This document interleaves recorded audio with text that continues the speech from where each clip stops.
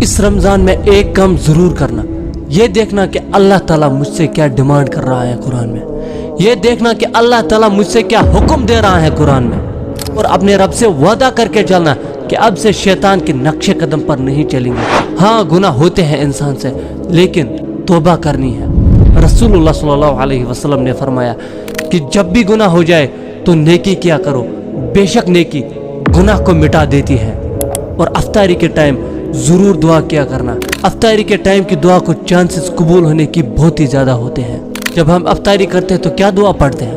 ذهب الظمأ وابتلت العروق وثابت الاجر انشاءاللہ، پیاس بجھ گئی، رگیں تر ہو گئی، اور اگر اللہ نے چاہا تو اجر بھی ثابت ہو گیا۔